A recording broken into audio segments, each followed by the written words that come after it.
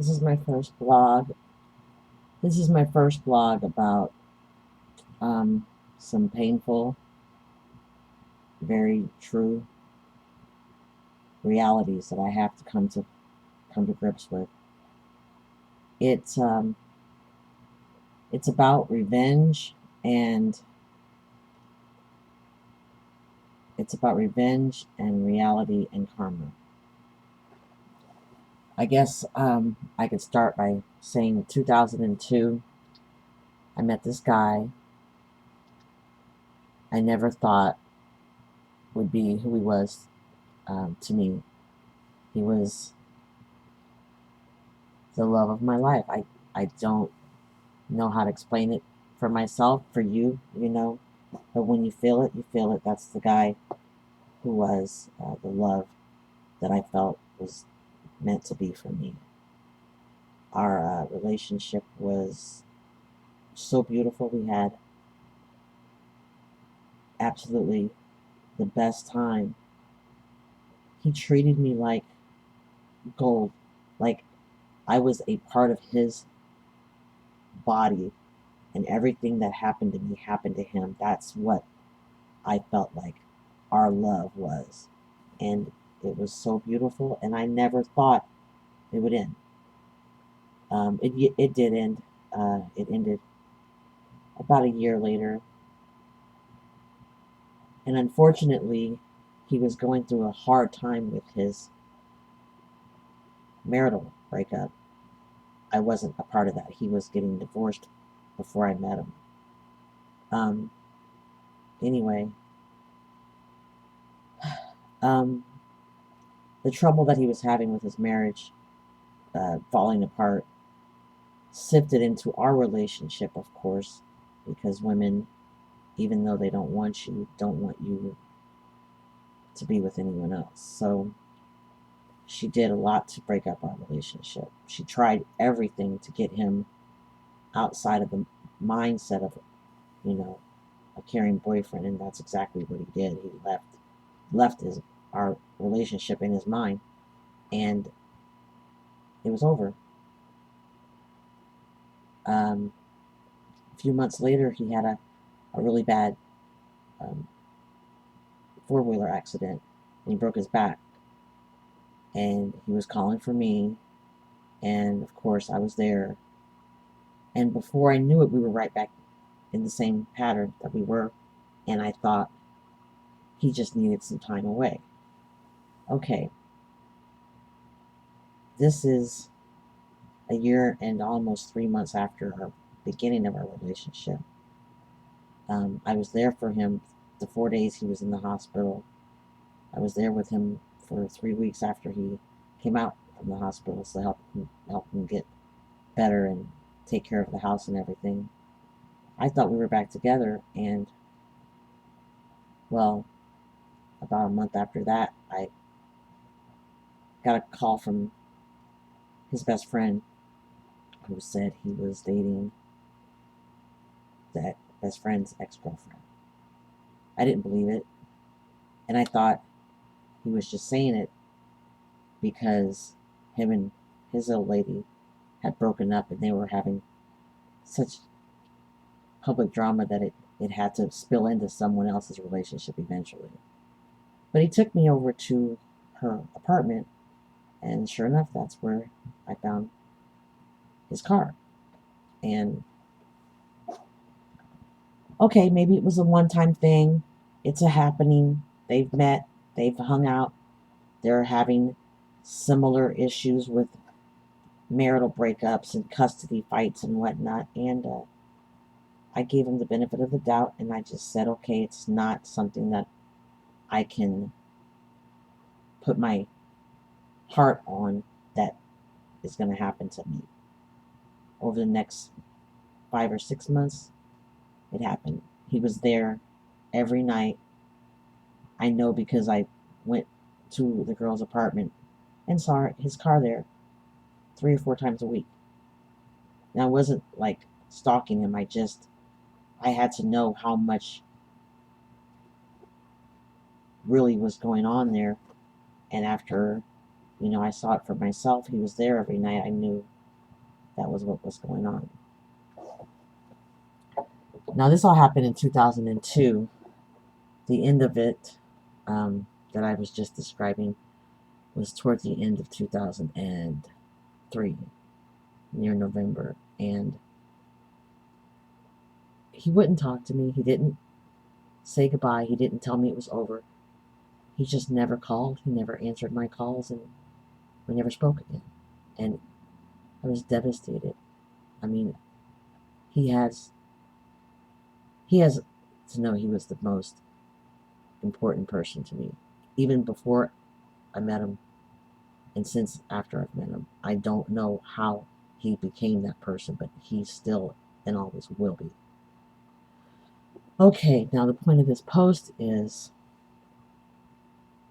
there's a part of your heart that hurts when you lose that most significant, valuable love, and there's that hate, that bitter, angry, torturous hate that wants to see them hurt like that too. And you always say, I wish that she does the same thing to you that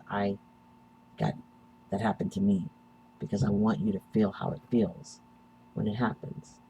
And you, in your heart, you really believe that you can just make it all go away by having him have the exact same kind of pain that you're having, and he will understand where he was wrong and come back to you.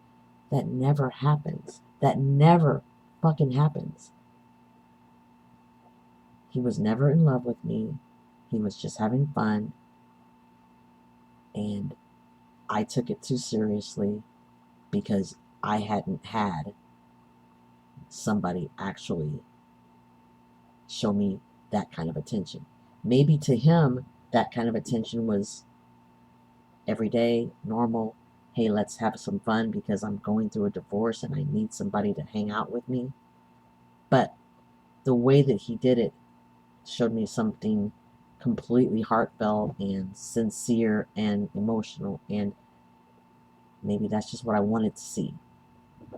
Okay, he's still messing around with this girl. I know that because after I left the state I was living in with him, it took me about 6 or 7 years to come up with the courage to actually try to contact him, and I did, and we've been in contact with each other about 5 or 6 times over the last few years.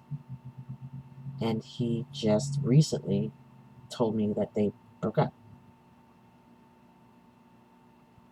What you want to say at that moment is not, it's not even possible. You can't, after 10, 15 years, there's nothing that you can say to him that will make you feel better, that will make him come to any sort of realization about what he did to you.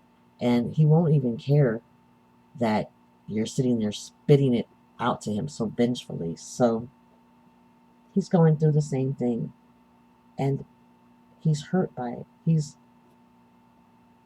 so hurt by it. He can't even move. He's been so despondent. I can actually talk to him on the phone now. That's how sad he is. Isn't that pathetic? I've been trying to get a hold of him. I was in certain times of our relationship trying to reach him for months and years on end and couldn't even get him to answer his phone. And now I can get him to answer his phone anytime I call or text him. He'll respond to every single call because he's so down in the dumps about this woman leaving him. The same woman that broke us up. And I always thought that he would be available for me to tell, hey, this is how I feel about you. I want you to know I still love you. I've been in love with you this whole time. Could we try again? But in that moment, when I hear the pain in his voice and his heartache, I hurt for him. I hurt for him because I've never wanted anything for him but happiness. And I just was sad that I didn't make that happiness for him. And I'm not that kind of person that I can take away somebody else's happiness when they found it, you know? I thought I could, but I can't. You want to say to somebody that hurt you a long time in the past, maybe it was the biggest hurt anybody's ever committed to anybody in their history of hurt. You want to say to them, I hope that you never feel the way that I feel right now. That's what you really should say to them, because that's always the most painful thing that anybody could ever feel, is when you lose love by somebody else finding it. So, I mean, this isn't opposed to shame somebody publicly. I didn't use any names. I just want the person that I'm speaking about, and the person that he's in love with, to know that I'm finally work it out. I want you guys to be what you're supposed to be to Recently broke up. Just recently broke up. You would be probably bigger than any relationship that either one of you have ever had, and bigger than any relationship that I would even think about having. I mean, I can't say that it's his fault, but yeah, I probably won't ever find that relationship. If that's what you are to each other, love finding it, because you won't ever find that again. And I would be the first person in the back of the church to say, congratulations. I just want you to know that I'm not angry, and I'm not going to say kill over and die, eat dirt, drop dead. I just want you to be what I wanted you to be with me, and that's happy, okay? Thank you.